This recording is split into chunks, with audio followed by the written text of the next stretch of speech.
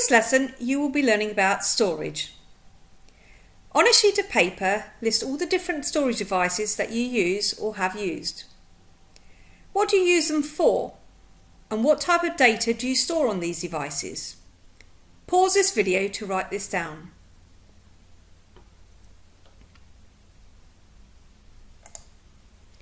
The big picture. What do you store on your phones, on your computers and tablets? Why do you think we need storage devices? And what do you think computers would do without these storage devices? You are now going to record your homework. Your homework is to complete your revision notes about storage devices on the document Introduction to Computing Term 3 Homework. To access this document, you will need to go to your Google Classroom, click on the Classwork tab, and go to the homework titled Introduction to Computing Homework Term 3. Load up the Google Slides document. Now, as with previous homeworks, you will be required to complete a set of revision notes for storage.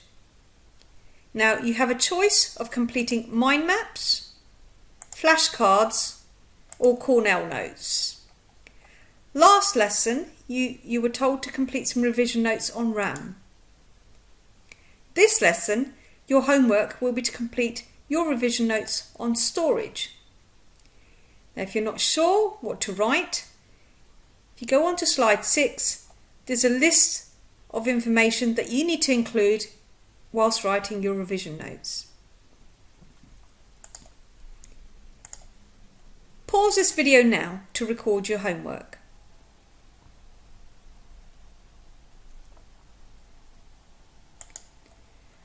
Okay, the lesson objectives for today are: identify the need for and the purpose of secondary storage. Secondary storage is storage outside of your computer. I'd like you to identify some different types of common storage devices. Know the characteristics of different types of storage. So that includes the capacity, so that's the size, how much you can store, the speed, portability, that's how easily you can move it around, durability, how long it can last, is it easy to break, reliability, and the cost. The final objective for today's lesson is to be able to identify different storage types for a given scenario. So you will be given a scenario and you will need to identify what type of storage device will be suitable for that scenario.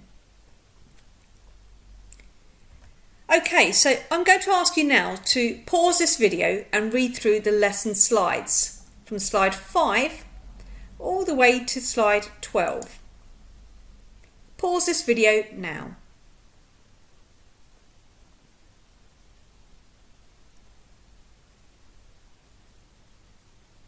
Okay, now we've also put together some videos to help you understand storage. Now there are 2 videos that we'd like you to watch. The first one is Common Types of Storage. So it's titled OCR GCSE J277 Common Types of Storage. This will go through the different types of storage that are available and the devices that are available. Pause this video now to watch this video.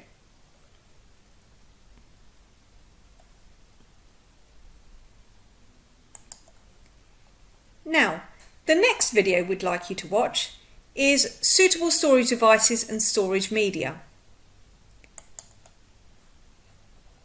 Load this video now and pause my video to watch the video on storage.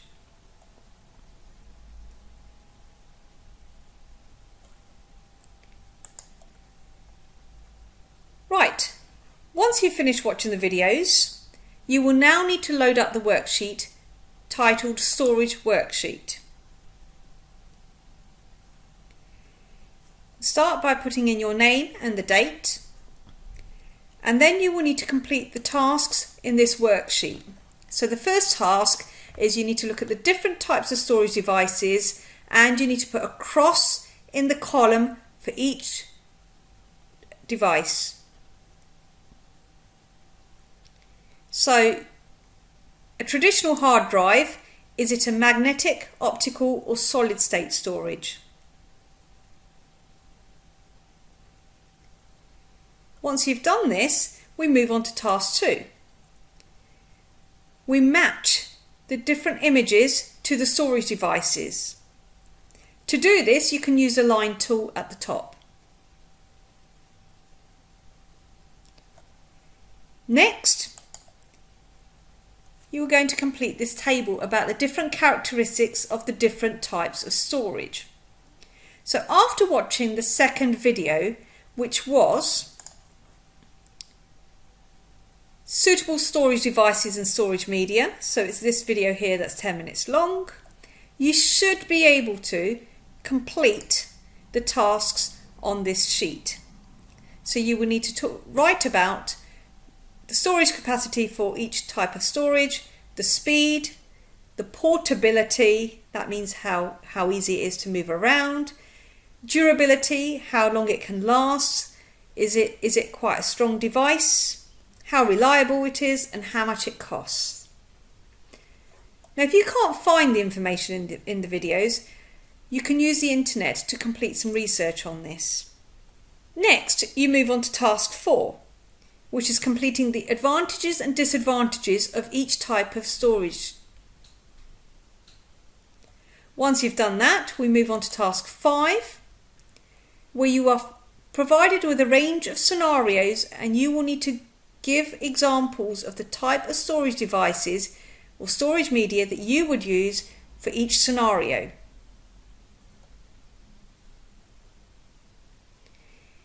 If you have time at the end, you can move on to the extension activity. The extension activity is calculating storage. So we've given you a few examples of how storage is calculated. You will need to read through these examples and look at the answers. Once you have done that, you will need to complete questions 1 and 2 to calculate the storage size for the 2 different questions.